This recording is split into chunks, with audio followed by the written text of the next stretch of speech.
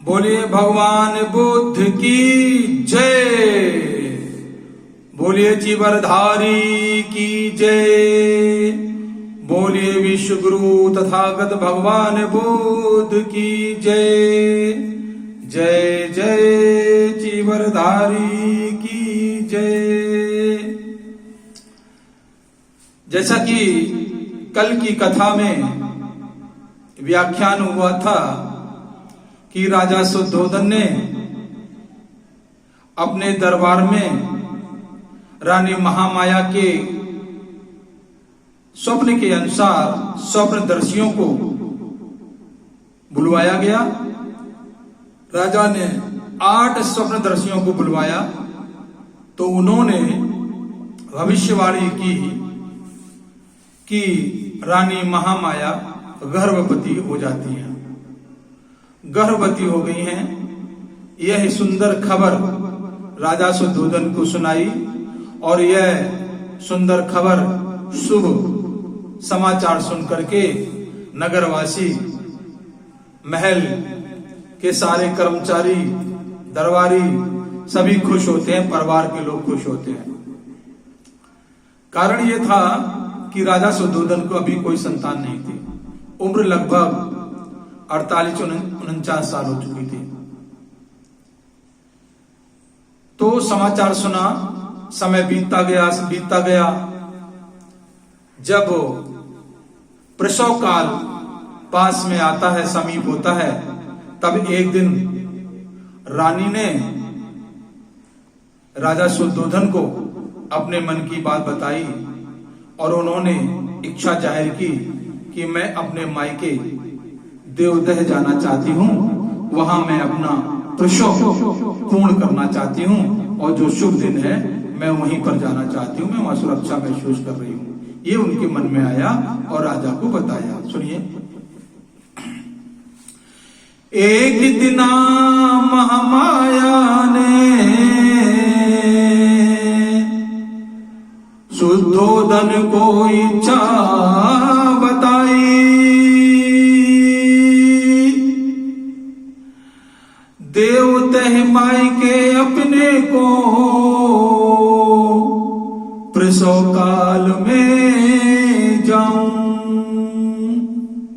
रानी कहने लगी, एक दिन राजा शुद्धोधन से कहने लगी, अपनी इच्छा जताने लगी, हे राजन, मैं अपने मायके देवदह को जाना चाहती हूं क्योंकि मेरा प्रसव काल चल रहा है, प्रसव समीप है, अतः आप मेरे जाने की व्यवस्था कीजिए।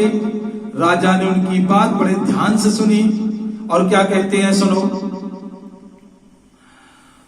रानी ने क्या कहा, सुनो। प्रसव दिवस है बहुत नेरे, नेरे माने पास। रानी कहती हैं, प्रसव दिवस है बहुत नेरे, पास मां के अपने जाऊं, करो देर ना देवदह भेजो, शुभ समय वहां बिताऊं। कहने लगी बड़े प्यार से, हे राजन, प्रसव मेरा बहुत समय, प्रसव काल जो है बहुत समीप है और मैं अपने माँ के पास मायके देवदह जाना चाहती हूँ और ये प्रसव का जो समय चल रहा है मैं वहां पर बिताऊंगी। तब क्या हुआ, रानी की बातें राजा ने सुनी, रानी की बातें राजा ने सुनी, खूब ध्यान लगाई, करो तैयारी तुम जल्दी सो, सेवक संग पठाऊं।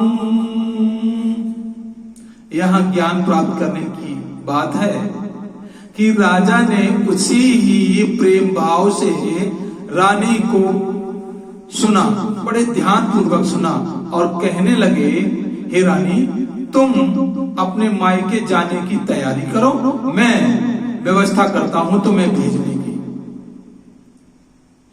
यहां ये सीखने वाली बात है कि जो पति पत्नी होते हैं एक दूसरे का ख्याल करना चाहिए, एक दूसरे की समस्या को समझना चाहिए। ये यहाँ ज्ञानवर्धक बात है। और राजा ने रानी की बात सुनी और व्यवस्था की। कैसे? बुलाए कहां राजा ने रानी की डोली उठवाई,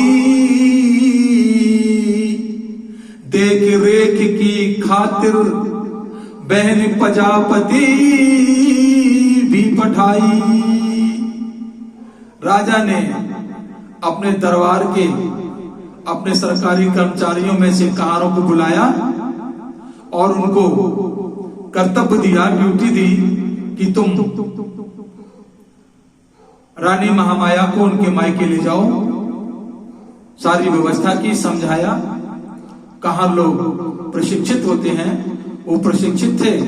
और साथ में राजा ने ये भी ध्यान रखा कि पता नहीं वहां पर कोई सेविका ठीक ढंग से मिले ना मिले, तो उन्होंने अपनी दूसरी रानी अर्थात महामाया की बहन को साथ में भेजा कि जाओ, तुम भी जाओ।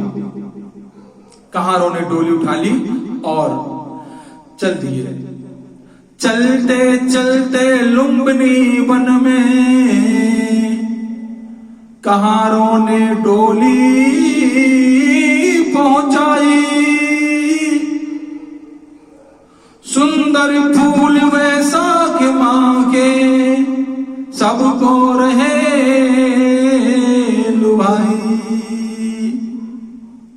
जब कहारों ने डोली उठा के चल दिए हैं तो चलते चलते हुए लुम्बिनी वन में पहुंचते हैं।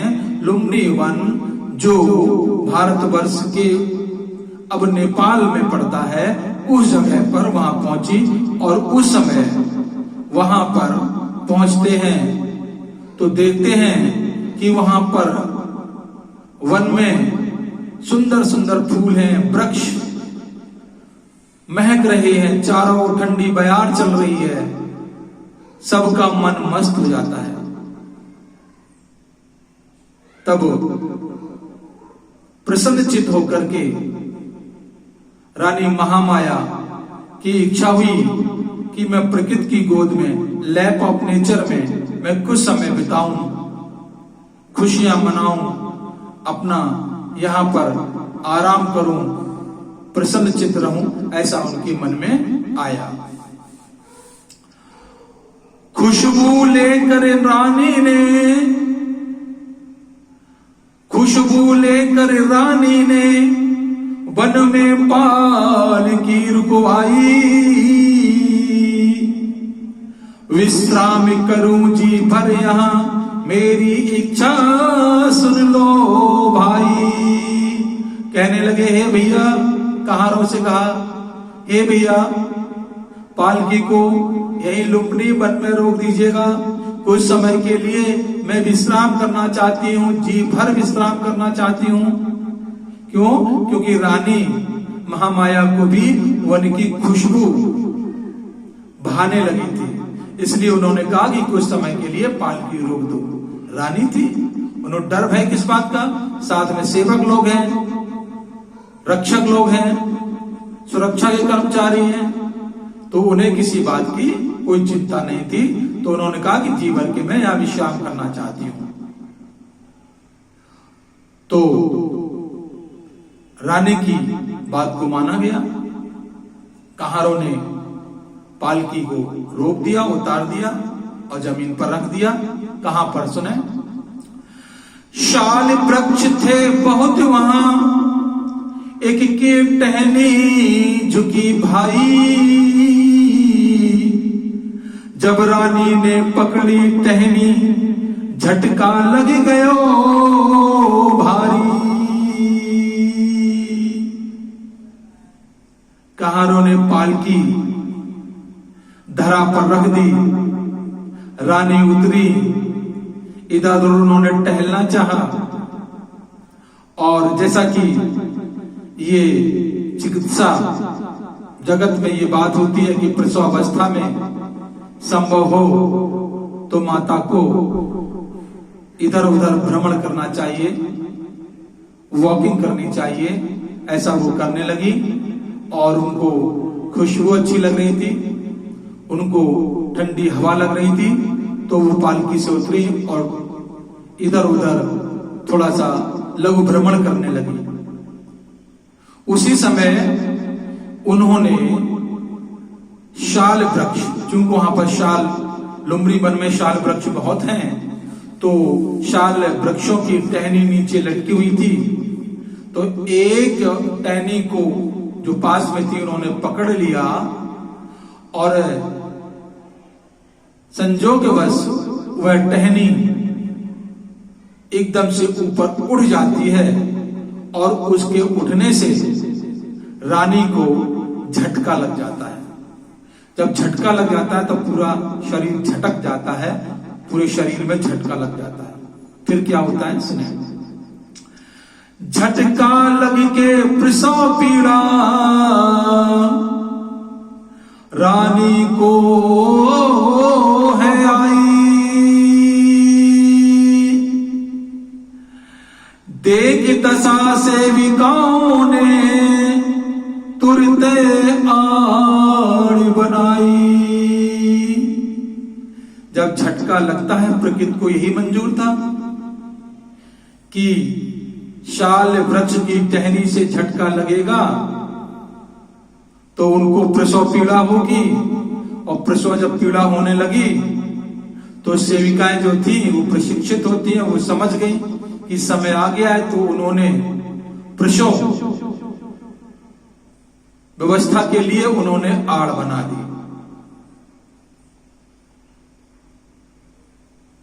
बच्चे के जन्म के लिए।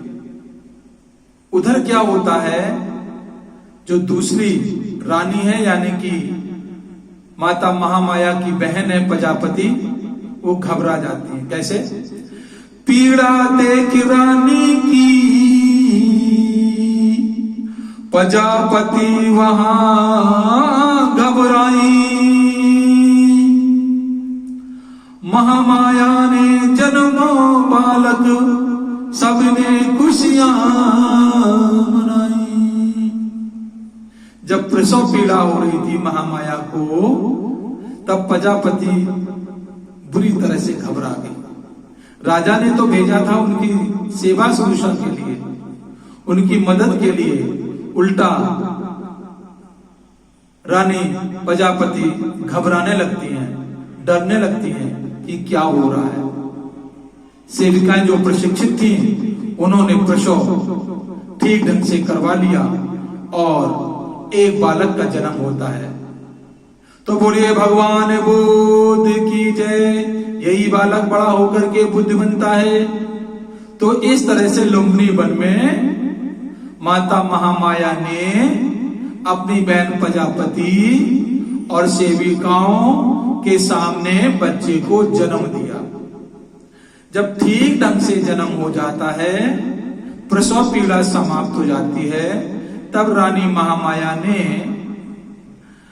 अपनी सेविकाओं से कहा कि अब मैं अपने मायके देवदह नहीं जाना चाहती हूं, अब आप राजा को खबर कर दीजिएगा, कोई दूत जाएगा वहां खबर करेगा और इधर से हम लोग धीरे धीरे सावधानी पूर्वक वहां वापस चलेंगे।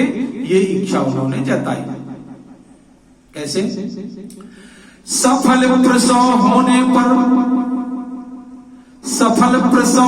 पर रानी ने इच्छा बताई। क्या कहती हैं? लौट चलो महलन को, दो राजा को समाचार पठाई, दो राजा को खबर पठाई। पुत्र रत्न की पाए खबर, सिर लीनो राजा उठाई। चंद समय में राजा ने समाचार दयो सुनवाई। रानी के कहने पर एक दूत बड़ी तेजी के साथ जाता है, राजा को खबर करता है। राजा बड़े प्रसन्न होते हैं क्योंकि वे अब पिता बन चुके थे। जैसे ही खबर सुनते हैं तो उन्होंने सिर ऊपर उठाया, प्रकृत अपने इष्ट देव को याद किया, अपने नेचर को याद किया और उन्होंने धन्यवाद दिया। और जैसे ही सुनते हैं खबर, सिर उठा करके धन्यवाद देते हैं और खबर चारों तरफ वे फैला देते हैं, खबर को चारों तरफ पहुंचा देते हैं। इस तरह से नगरवासी, महल के वासी, राजधानी के वासी सभी के सभी लोग खुश होते हैं, प्रसन्न होते हैं। तो बोलिए राजा शुद्धोधन की जय, बोलिए रानी महामाया की जय, बोलिए रानी प्रजापति की जय, बोलिए जीवरधारी की जय। इस तरह से भगवान बुद्ध का जन्म होता है, लुम्बिनी वन में जन्म होता है। ये इस जन्म पर हम लोग खुशियां मनाएंगे। आइए अगली कथा में हम इनका गीत सुनेंगे। आइए सुनते हैं।